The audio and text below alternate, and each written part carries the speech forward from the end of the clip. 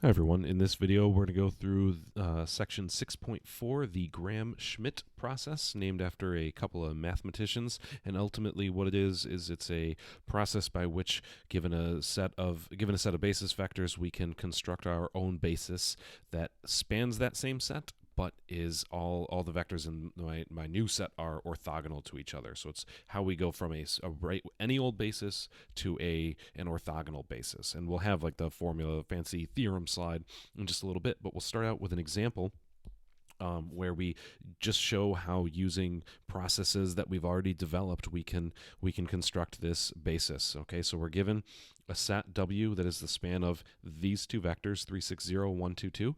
Feel free to check their dot product. They are not orthogonal to each other. And what we want is an orthogonal basis for those two vectors that still spans W. Let's actually start out with a picture here. We're clearly in R3, so here's my x1 axis, here is my longer x2 axis, longer for some reason, and here is my x3 axis, xyz really, but we label them with subscripts in this course. And we'll say that 360, let's say it looks like it's about over here, so this is my x1 vector, it's on the x1, x2 plane. And then let's see, 1, 2, 2. Let's say that's about, maybe somewhere up here, and that is my x2 vector. Okay, and their span. Now I'm going to try and draw this. Their span would be a plane. Okay, a plane that extends in all directions. X2 is on that plane. X1 is on that plane. And we can see that those two vectors, if I draw x2 here as a vector, this would not be a 90-degree angle. They are not orthogonal to each other. Okay, so what we're going to find is a new vector that is orthogonal, or a new pair of vectors, actually only one of them, that is orthogonal to orthogonal to each other, I should say. All right, and so what we're going to do is we're going to call this point P here on x1. Actually, I'll make it green. This point P is right there. And we're going to say P is the projection of x2 onto x1. It's the orthogonal projection of x2 onto x1. So x2 minus P is orthogonal to x1 and is in W. Oops, it should be capital W. So let's see what that looks like on my picture here. X2 minus P, that is this green vector there. That's X2 minus P, which is the same as this green vector right there, that it would have the same height as X2. Now my picture is obviously not drawn perfectly. I'll show you a much better looking picture. I just kind of wanted to draw this and show you how it builds. Those two vectors are orthogonal to my original x1 vector. All right. So how do we actually find these vectors, right? We use the same formula as before. Oh, and there's my picture. I'll show you that in a minute. Let's see. So we're going to say let me go black for this. Let v1, the first vector, equal x1. I start out by calling the first vector in my new basis the first vector in my old basis. And v2 is equal to x2 minus p, right? P is that orthogonal projection. Do you have that formula memorized yet? That is x2 minus x2 dot x1 over x1 dot x1 times the vector x1. Right, that is how we find an orthogonal complement to a vector onto some vector or subspace. So that's the formula that we've been using now, so hopefully you're kind of getting used to using it. So we take our x2 vector, 1, 2, 2, subtract from that. The dot products give you 15 and 45. 15 over 45 times the vector 3, 6, 0. And when all is said and done, v2 is equal to, we get 0, 0, 2. Okay, so the claim is that v2, v1, I don't know why I wrote it backwards, v1, v2, v1, v2 is an orthogonal basis for W. It still spans W. They're both on the same plane, right? 0, 0, 2 would be up there, and x1 didn't move at all. This is v2 now. And you can check the dot product x1 and v2, or v1 and v2. Those are still, or not still, but those are in fact orthogonal to each other. And if you wanted to see my picture down here, I just took a screenshot out of the book. This is drawn much better. Here's the original vector. Oops. Here's the original vector x1, the original vector x2. Here's this new point P, the projection onto x1, and it's how we find our v2 vector. Okay, let's look at another example where we have three vectors in R4, three vectors that are a basis for a subspace W of R4, right? They have 4 entries. Our subspace W is in R4, but those three vectors span W. They don't span all of R4, but they certainly span this W subspace that we're defining, but they're not orthogonal to each other. So we want to find 3 vectors that are orthogonal to each other and still span the same set W. Okay, so let's look at this in 3 steps. The first step is the easiest. Let v1 equal x1. Done. Okay, well, let me write a little bit more, but that's it. You start out with the first vector is your first vector. And we're going to call w sub 1 the span of that one vector. The span of v1 or x1, which is the same as the span of v1. Okay, so we're just saying that vector is our x1 is our first vector, and w1 is the span of that vector, right? It's a line through the origin. All right, now step 2, this is a little bit more involved. We're going to say let v2 be the vector produced by subtracting from x2 its orthogonal projection, or I'll just say it's projection, but it's orthogonal projection onto the subspace W1, capital W subscript 1. Okay, so we take x2 and orthogonally project it onto the subspace from the previous step. How do we do that? Well, v2 is equal to x2 minus the projection, the orthogonal projection, PROJ, there we go, of x2 onto w1. Okay, lots of notation to kind of pay attention to what's going on there.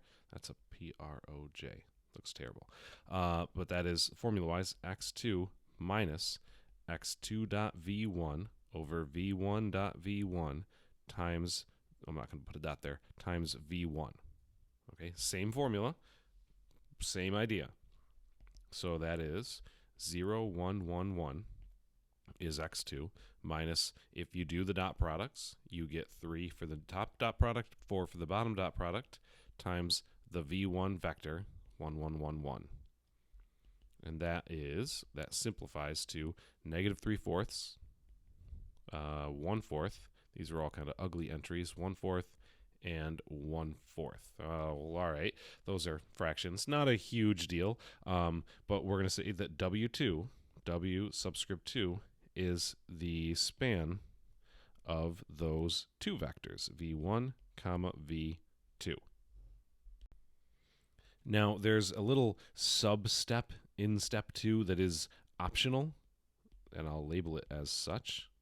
Okay, I don't like those fractions there, so I can clean up v2, and we'll call it v2 prime, is equal to, if I just scale that by a factor of 4, I'm still on the same subspace. I'm still on the same plane technically at this point, and you get negative 3, 1, 1, 1. So I've just multiplied that vector, the v2 vector, by a factor of 4.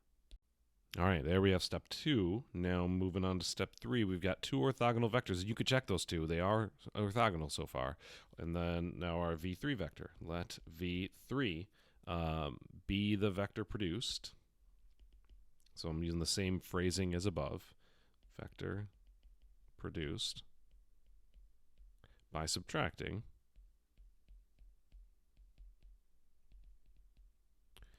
from x3, its projection,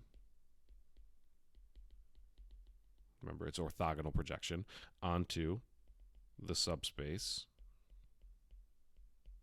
W2 from the previous step. So this notation looks a little bit more complicated. I'm going to write it out slightly differently than I did in step 2. In step 2, let me underline it in red, I went right to V2 equals x2 minus the orthogonal projection. Here, I'm just going to independently find the projection, then do the subtraction. So the projection, the orthogonal projection of x3 onto W2 is equal to x3.v1 over v1.v1 times v1 plus x3.v2 over v2.v2 times v2. I said that fast. Hopefully it's not terrible. And technically this v2 at the end is my v2 prime. It's my scaled v2. Let me write that again. v2 prime. Okay, so when you do the substitution here, let's see, where am I? There we go. I had to find myself in my notes. You get 2/4 for the first pair dot products times 1, 1, 1, 1 plus 2/12 for the second pair of dot products times -3, 1, 1, 1. And that simplifies to 0, 2/3, 2/3, and 2/3. Close my bracket there. There we go. All right, so just to point out what we're doing in that step, all right, let me write this here. This first term projects x3 onto v1, and this second term here projects x3 onto v2. So each of those terms projects x3 onto that subspace, and then the sum, or on the individual vector, and then the sum is the projection onto the subspace spanned by both vectors. That's what's going on there. Okay, so now to get my actual v3 vector, v3 is equal to x3 minus that projection, the orthogonal projection of x3 onto W2. So that is 0, 0, 1, 1 minus 0, 2, thirds, 2/3, 2/3, and that simplifies to 0, -2/3, 1/3, 1/3. Okay, so v1, some put in brackets, comma v2, comma v3 is an orthogonal basis for W. Okay, so now we've gone from, if I'm given just any old generic basis set of basis vectors, I can now create an orthogonal set that still spans the same subspace, and there's practical significance and needs for that. The simplest one that I kind of already mentioned, orthogonal bases just work better, they behave better, they're easier to work with than other bases. On this slide, we're given the formal statement of the Gram-Schmidt process. All right, I'll just highlight the key points, but it's basically formalizing what I did in the previous examples, the previous two examples. First of all, you start out by saying V1 is the first vector. Why reinvent the wheel? That's where you start. Okay. Then V2, you orthogonally project x2 onto V1 and subtract that from x2. And that comes from, in the previous section, where we had y equals y hat plus z, right? Y hat was the orthogonal projection, right? And if I wanted to solve for that z, that orthogonal vector, that was y, my original vector, minus y hat, the projection. Okay, so that's why we have x2 minus the orthogonal projection, okay? The important thing to note here, I think it's pretty important, it's an easy way to make a mistake, right? There's V1s all up in that fraction, right? And then when you go down to each subsequent step, v1, that is all here. That doesn't really make a difference. You're starting with x1, which is the same as v1, but when you go on to that second term, this is v2. This is the vector I found in the previous step. This is the v2 that I find first. So you're not using, in those dot products, you're not using x2, right? You're using v2, the vector that I found that is orthogonal. Right, and then you just keep this going for as many vectors as you need, and your basis usually will only work with hopefully 2 or 3, probably 3 vectors on a test. In this next example, we refer back to the first example, and we say, all right, we've already got this orthogonal basis. Well, what if I wanted an orthonormal basis? Orthonormal. Right? Well, I've got to normalize those two vectors. So we'll say that u1 is 1 over the length of v1 times v1, times v1, and that is 1 over the square root of 45, the square root of 3 squared plus 6 squared plus 0 squared, times 3, 6, 0. And that simplifies to 1 over root 5, 2 over root 5, and 0. So there's my first vector in my orthonormal basis. And u2 is 1 over the length of v2 times v2, which is, what is it? I think I can just jump right to it. 0, 0, 1. Pretty sure that points in the same direction as 0, 0, 2. Okay, so there's my orthonormal basis. In Theorem 12, we're given we're introduced to another factorization, right? How we can take a matrix A and break it apart into these different types of really unique factors, LU factorization, P inverse, DP factorization. Here we have a QR factorization. So they're all really unique, different types of factors of my matrix A. So we have A is a matrix that has linearly independent columns. A can be factored in this form as long as it's got linearly independent columns. A equals QR, where Q is a matrix whose columns form an orthonormal basis for the column space of A, right? So that's how do we form an orthogonal basis? Right, that's what we do in this section. How do you normalize it? That's what we just did in the previous example. And then R is an n by n upper triangular invertible matrix with positive entries on its diagonal. Okay, and you can read through the proof in the book if you want to. I'm sure you're all going to jump and do that. It's a pretty interesting proof if you can kind of grind through it and understand it. Ultimately, I want you to be able to find the QR factorization, which we'll do in the next example. All right, now we get to the last example of this section. We have a matrix A, which happens to have columns that look like the columns from example 2, the vectors from example 2. So we already know our orthogonal basis. V1 is the vector 1, 1, 1, 1. V2 is the vector -3, 1, 1, 1. And V3 is the vector 0, -2, 1, 1. And V2 and V3, I'm going to throw the little prime there. Those are, again, from that example, just scaled so that we have all whole numbers. Okay, so now we need to, we can write our matrix Q in that QR factorization, but it's not going to look exactly like V1, V2, V3 because they all need to be orthonormal vectors. So V1 becomes a half, a half, a half, and a half, and you can check that if you divide by the length of V1, 1 plus 1 plus 1 plus 1, the square root of 4 is 2, okay? And then I'm just going to give you what the other ones look like. They are all a little bit ugly. -3 over radical 12, 1 over root 12, 1 over root 12, and 1 over the square root of 12. Then 0, -2 over the square root of 6, 1 over the square root of 6, and whoops. There we go. And 1 over the square root of 6. Okay, so the vectors got really ugly when we normalized them, but bear with me, this is kind of cool how this works out, okay? So we've got our Q in the QR factorization, and we want to establish, we want A to equal QR.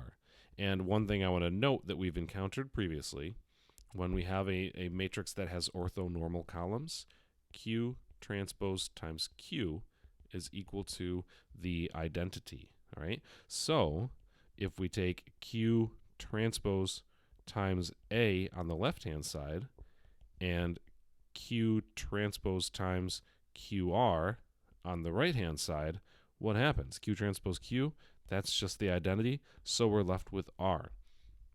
So to find our matrix R, we take Q transpose, which is pretty straightforward to write down, times A, right? So to take Q transpose, the row becomes a column, row to column, row to column, right? You just flip all of those, you pivot all of those rows down and write them as columns, okay? So R equals Q transpose A, what you end up with when you do that product, and I'm not going to write it out, it would just be a lot of tedious writing, you end up with R is equal to 2, 0, 0, and then 3 halves, 3 over radical 12, 0, 1, oops, not a fraction bar, 2 over radical 12, and 2 over radical 6.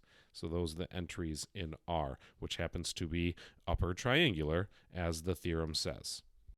And then because it's upper triangular, we know it's invertible. We have our 3 pivots, but this is our A equals QR factorization, right? First, to find Q, you need your orthonormal basis, and then to find R, Q transpose times A, because of this cool relationship up here. All right, that is the end of 6.4. Now you can start the homework. I'm sure you're looking forward to that. Please let me know if you have any questions. If any of this didn't make sense, shoot me an email and I'll try to clarify. Thank you for listening and have a wonderful day.